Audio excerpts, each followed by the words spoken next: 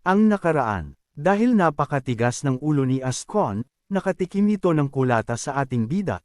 Talagang hindi ito tumigil na bugbugin si Ascon hanggat hindi nito nakikita kung sino ang boss sa lugar na ito. Pagpapatuloy, mula sa mga labi ni Ascon, nag-uumapaw ang pakiusap, ngunit hindi natinag ang mga kamao ni Ghislaine. Tuloy-tuloy ang suntok, at unti-unti, naglalaho ang kamalayan ni Ascon. Bakit ba ako binubugbog dito? Ang hangganan ng panaginip at realidad ay nagsimulang gumuho. Pati ang matinding sakit, unti-unti na ring naglalaho. Para sa kanya, isa itong kaginhawaan. Masaya niya itong tinanggap. Ang sarap. Hindi na masakit. Ganyan talaga. Kahit gaano ka pa kagaling manuntok, kung ganito kadami na ang natamo mo, dapat nahimite ka na. Sa huli, ako pa rin ang nanalo. Ako ang panalo. Sa harap ng kanyang lumalabong paningin, biglang lumitaw ang isang gwapong middle-aged na elf. Lolo. Ito ang lolo na nakita lamang niya sa mga larawan noong bata pa siya. Hindi ba't daan-daang taon na ang nakalipas mula nang pumanaw ito? Mana ako talaga sa lolo ko ang kagwapuhan ko. Hey! Ang elf sa kanyang harapan ay ngumiti ng buong kabaitan at inanyayahan siyang lumapit. Parating na po, lolo, sabi nito na para bang tinatawag na siya ng kanyang lolo sa kabilang buhay. Nagsimulang lumutang ang kamalayan ni Ascon patungo sa kanya. Ramdam niyang kung mahahawakan lang niya ang kamay ng kanyang lolo, magiging maayos na ang lahat. Bigla, sa likod ng kanyang lolo, lumitaw ang isang napakalaking asul na puno, na tila nilamon ang buong mundo. Sa wakas, panahon na para maging isa ako sa World Tree. Sa tuwa, lumapit si Ascon sa kanyang lolo. Malapit na, ang kanyang kaluluwa ay magpapahinga sa yakap ng World Tree, ang puno na sinasamba ng mga elf. Pero biglang naging matingkad na pula ang buong mundo at nagsimulang magpira-piraso. Gulat, may tinig siyang narinig na bumubulong sa kanyang tainga. Magising ka nga, saan ka pupunta? Lolo, napabalikwas si Ascon, na para bang may humila sa kanyang kaluluwa palabas. Ang kanyang lolo, ang World Tree, lahat ay naglaho. Ang natitira na lang ay ang malupit na realidad na walang humpay siyang binubugbog. Sigurado siyang hihimatayin siya, ngunit sa halip, lalo pang tumalas ang kanyang mga pandama. Wala siyang takas. Hindi siya pwedeng mamatay, hindi siya pwedeng mawalan ng malay, ang tanging nararanasan niya ay walang katapusang sakit. Sa puntong ito, tila mas mainam ng mamuhay ng tahimik kaysa lumaban. Dahil sa biglaang pagnanais na mabuhay, maging si Ascon ay nagulat sa sarili nang nauutal siyang nagsabing, "Paparang-awa mo na, aking baliw na kamahalan," sabi nito na hirap na. Pero hindi pa rin tumigil ang mga kamao ni Ghislaine. Nang sa wakas ay tumahimik na ang walang katapusang pag-ungol ni Ascon, at nagsimulang kumislap ang mga bituin sa kalangitan, huminto na rin ang mga suntok ni Ghislaine. Gabi na pala. Masyado akong nadala sa nararamdaman ko at hindi ko na maalayan ang oras. Talaga pala ang mga elf, hindi, ang mga tao pala. Bumagsak si Ascon sa sahig, humihikbi. Hindi niya maintindihan kung bakit hindi siya nahimite. Hindi mamatay, hindi mawalan ng malay, manatili lang sa walang katapusang sakit. Ito na ang pinakamasahol na parusa na maaari niyang matanggap bilang isang elf na mahaba ang buhay. Ako na lang po ang kakatawan, makikipagtulungan na po ako sa mga sundalo, mikikiisa na po, kaya bakit hindi na lang po tayo nag-usap? Sabi nito na malinaw na sa kanya ang lahat kung ano ang dapat niyang gampanan sa lugar na ito. Masyado akong nag-focus sa pagsubok ng bagong therapy na aking natutunan ngayon, at nakalimutan kong huminto. Pasensya na, napaismid ang mga elf sa narinig, na puno ng pagkainis. Ang katotohanan na hindi nila sinasadyang hindi mapansin ang oras sa pangbubagbog. Kaya pa nilang tiisin iyon. Ngunit ang pag-amin na nagsasagawa siya ng eksperimento sa mga katawan ng tao. Iba na iyon. Marami sa mga elf ang may dating karanasan ng pagsuwi sa mga maharlika at nabuhay ng medyo malaya sa loob ng ilang panahon. Kaya nga sila naibenta, dahil hindi sila kayang kontrolin ng mga maharlika. Sa una, inakala nilang maaari pa rin silang magpatuloy sa ganoong paraan dito, ngunit nagsisimula na silang magbago ng isip. Mas mabuting huwag nang makialam sa baliw na iyan. Talagang siraulo siya. Isang tensyon ang nagsimulang bumalot sa mga elf, na dati walang pakialam at malaya. Nang sa wakas ay tila nagiging maayos na ang lahat, bumaling si Ghislaine kay Ascon at nagtanong. Simula ngayon, tao ka na, di ba? Bagong simula para sa iyo, hindi ba? Nag-alinlangan sandali si Ascon bago ipinikit ng mariin ang kanyang mga mata at sumagot. Opo, isa na lang akong tao na may matulis na tainga. Sa totoo lang, puputulan ko na po sana ang mga ito kung pwede. Kinalimutan niya na maging ang kanyang pagkakakilanlan bilang isang elf. Kinakailangan niya ito para mabuhay. Kung hihilingin ng taong nasa harapan niya na magbago siya ng lahi, gagawin niya iyon, wag lang maulit ang kanyang sinapit. At naayos mo na ang problema mo sa anger management, hindi ba? Hindi yan maganda para sa iyo, kaya kailangan mo talagang ayusin. Sa tanong na iyon, matatag na sumagot si Ascon. Opo, simula sa araw na ito, isa na akong dalubhasa sa anger management. Wala na pong kailangan pang paggamot, magaling na ako, hindi na ako magagalitin, sabi nito, dahil tunay na epektibo ang panggagamot na bugbog na ginawa ng ating bida. Sa ilalim ng gabay ni Ghislaine, hindi lang gumaling si Ascon sa kanyang sakit, kundi binigyang kahulugan niya rin ang kanyang sarili bilang isang bagong individual. Kasama rito ang kakayahang kontrolin ng buo ang kanyang galit. Nang sa wakas ay nadisiplina na ang mga elf, saglit na nag-isip si Ghislaine. Ang paglikha ng isang bagong uri ng unit na wala pa sa teritoryo ay mangangailangan ng oras. Gayunpaman, ang pagsasailalim sa mga elf sa mahigpit na pagsasanay kaagad ay imposibleng gawin dahil sa kanilang napakasamang pisikal na kondisyon. Kailangan niyang palakasin muna ang kanilang stamina bago sila makagawa ng nararapat. Sino kaya ang dapat kong italaga para mga siwa sa kanilang pisikal na pagsasanay? Lahat ay abala, wala akong maisip na karapat-dapat. Si Gillian ay abala na sa pamamahala at pagsasanay sa mga knight. Si Kaor naman, kung itatalaga, ay malamang na mag-aaksaya lang ng oras at gagawin lang ang pinakamababang kinakailangan. Kailangan ni Ghislaine ng isang tao na mabilis at seryosong magpapakita ng dedikasyon sa gawain. Habang iniisip niya ang kanyang mga opsyon, maingat na nagmungkahi si Gillian ng isang ideya. Paano kung si Gordon na lang ang italaga? Si Gordon? Opo, kung walang iba, siya ang pinakadedikado sa pag-eehersisyo at pagpapalaki ng kalamnan. Dapat kaya niyang magturo ng mga pangunahing kaalaman. Hindi masamang ideya, kung may isang bagay na kilala si Gordon, ito ay ang kanyang kasipagan sa pagsasanay. Habang ang ibang mga mercenary ay naglalaan ng kanilang libreng oras sa pag-inom at paglalaro, hindi kailanman pinaliban ni Gordon ang kanyang workouts, kaya laging malaki ang muscle nito. Para sa kanya, ang pagkawala ng kalamnan ay itinuturing na pinakamabigat na kasalanan sa buhay.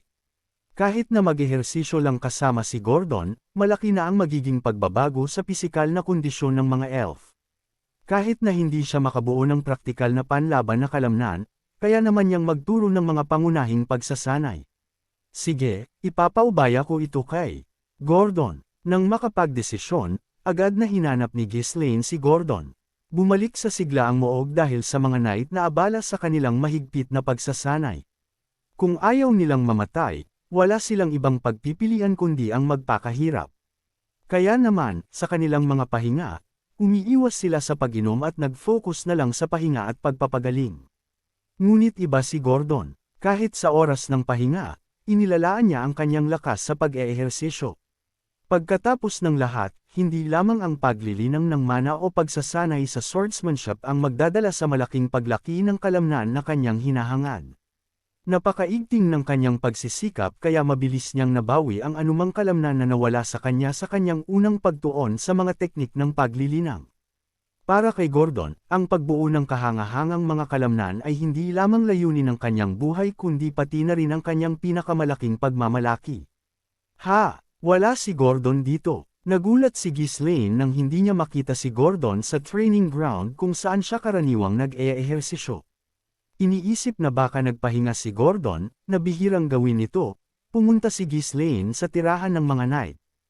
Oh, kamahalan Ghislaine, ano ang maipaglilingkod namin? Binati siya ni Gordon na may bahagyang pagod na ekspresyon.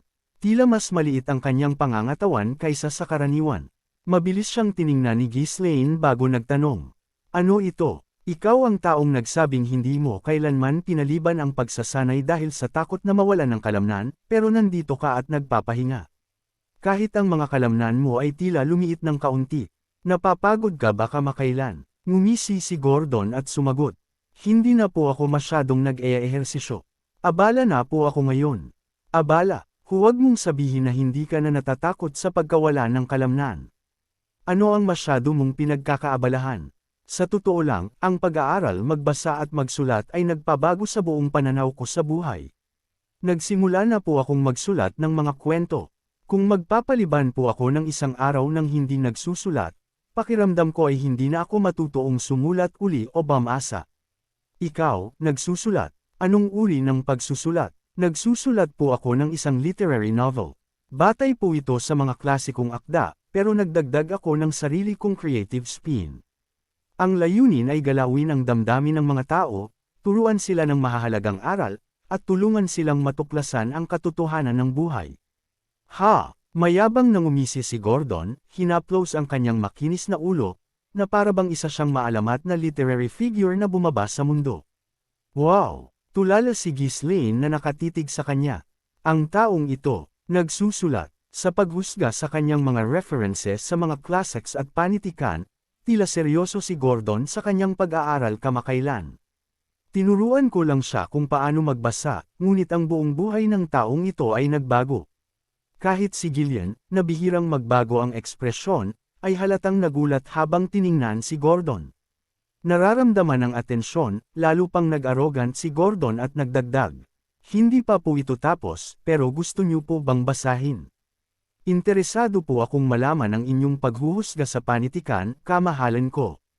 Huwag po kayong mag-atubiling magbigay ng anumang kritisismo. Kahit ang kanyang tono ay tila naging mas mayabang. Na may pag-aatubiling ekspresyon, tumango si Ghislaine. Sa pagdinig nito, dinukot ni Gordon ang kanyang kamay sa kanyang harapan at kinuha ang isang maliit na libro. Bakit ba palagi siyang kumukuha ng mga bagay mula doon? Hindi, higit sa lahat, paano niya nailalagay ang lahat ng iyon doon? Mayroon ba siyang kakaibang uri ng pocket dimension na nakakabit o kung ano? Tinanggap ni Ghislaine ang libro ng may pag-aatubiling ekspresyon. Sa sandaling nabasa niya, ang pamagat sa pabalat, saglit na natigilan ang kanyang katawan. The Invisible Swordmaster. Ang pamagat ay talagang kakaiba. Ha! Ang nilalaman ay mas maganda pa. Sige, basahin na po ninyo. Medyo abala ako ngayon, kaya babasahin ko na lang mamaya. Pero tila hindi mo masyadong alam ang tungkol sa mga Swordmaster. Ang pagiging invisible ay walang gaanong kahalagahan sa antas na iyon. Ha! Anong sinasabi ninyo? Kung hindi ka nakikita, walang sino man ang makakakita sa iyo. Dahil doon, nagiging napakalakas mo. Sagot naman ni Gordon sa sinabi ng ating bida. Hindi mahalaga ang pagiging hindi nakikita kung ang iyong presensya ay maaari pa ring matagpuan. Sa antas na iyon ng pagkadalubhasa, ang hindi pagiging nakikita ay hindi isang malaking kalamangan. Ang loika ng iniisip mo ay medyo mahina. Bago matapos ni Ghislaine, sumingit si Gordon, nag-aapoy sa galit. Ang hindi nakikitang Swordmaster na ito ay walang makitang presensya. Ang kanilang presensya ay hindi rin nakikita. Kaya sila ay ganap na hindi matatagpuan. Iyan ang setting. Anong ibig mong sabihin? Mahinang loika. Pagtatanggol ni Gordon sa bagay na sinulat niya. Sige na, kung iyon ang gusto ng author, wala nang iba pang sasabihin. Saglit na lumipad ang isip ni Ghislaine. Hindi nakikita at walang matagpo ang presensya. Sa kasong iyon, hindi ba mas makatuturan ang lumikha ng isang mana field para ikulong sila at pagkatapos ay tukuyin ang anomalya sa paligid? Kahit na mangangailangan iyon ng napakalaking dami ng mana, teka, baka may isa pang paraan. Ang ganoong uri ng nilalang, kung totoo, ay talagang nakakatakot. Paano lalabanan ang ganoong kalaban? Para bang nasa bingit si Ghislaine ng pagtuklas ng isang bagong bagay, isang estratehiya, isang realisasyon. Laging may migting na pagmamahal si Ghislaine sa labanan at isang malakas na pagiging mapagkompetensya. Kung sakaling matalo siya nang walang magawa ng isang hindi nakikitang kalaban, magiging lubhang galit siya. Iyon ay isang bagay na hindi niya matatanggap. Habang iniisip niya ang isang hypothetical na kalaban sa kanyang isip para gayahin ang isang labanan, umiling si Ghislaine. Isang alon ng pagkapuot sa sarili ang dumaloy sa kanya. Ano ba ang ginagawa ko? Ano ang nonsense na ito tungkol sa isang hindi nakikitang Swordmaster? Wala namang ganyan, sabi ng ating bida. Kahit na pakiramdam niya ay mas mabuting itigil na ang pag-aaksaya ng oras, hindi niya lubos na malimutan ang ideya. May isang pangangati sa likod ng kanyang isip na parabang isang mahalagang insight ay abot kamay na. Kung itutuloy niya pa ng kaunti, maaari siyang makatuklas ng isang bagay na malalim. Sa huli, nagpasya si Ghislaine na maging tapat sa kanyang sarili. Babasahin ko ang nobelang ito mamaya kapag may oras ako at gagamitin ito para sa ilang virtual training. Sino ang nakakaalam, baka matuklasan ko ang isang bagong paraan ng paggamit ng mana. Magiging masaya ito. Nang makahanap ng posibleng mapagkukunan ng libangan, itinago ni Ghislaine ang libro at nagsalita. Sa ngayon, binibigyan kita ng isang bagong gampanin.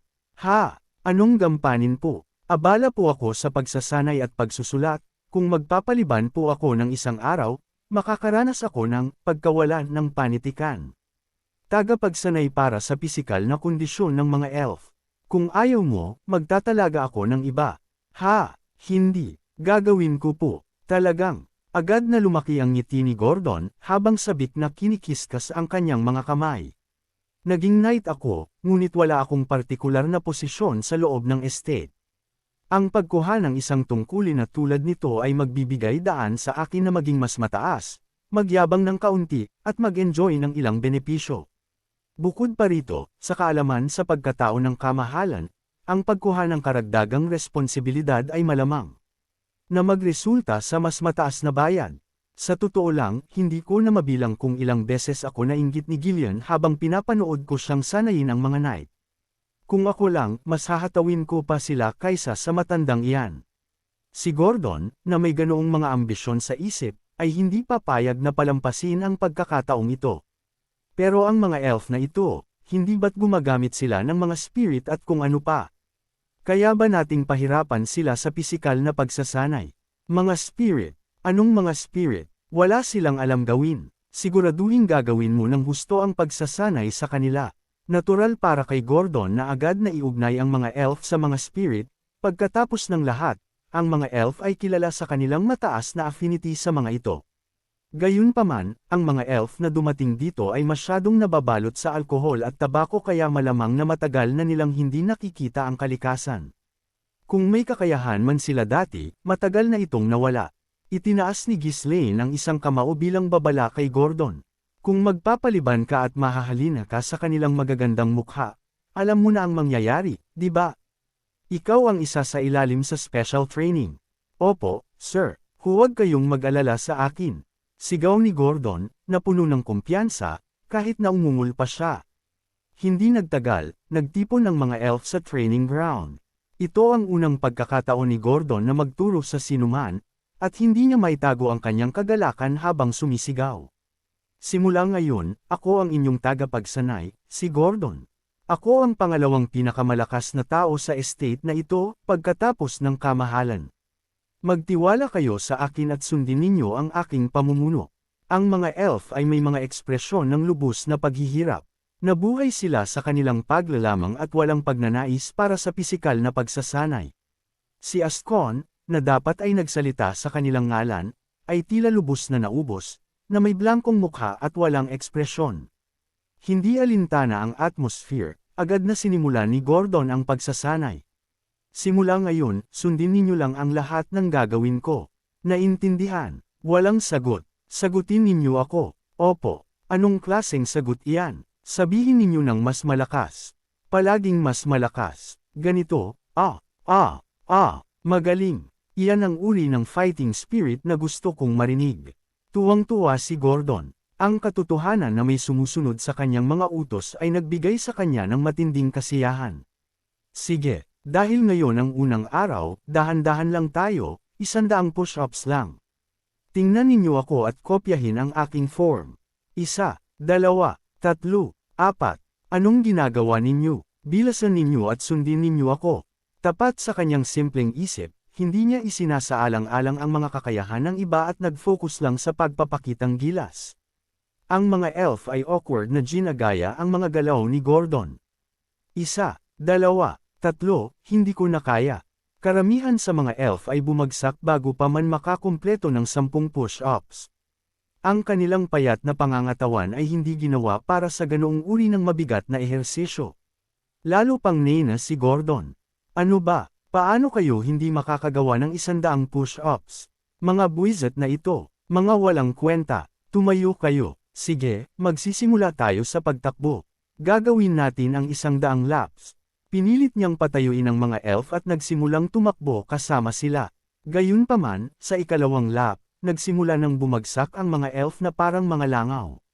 Mga walang kwenta, mas pinapahirapan pa kami ni Gillian kaysa rito.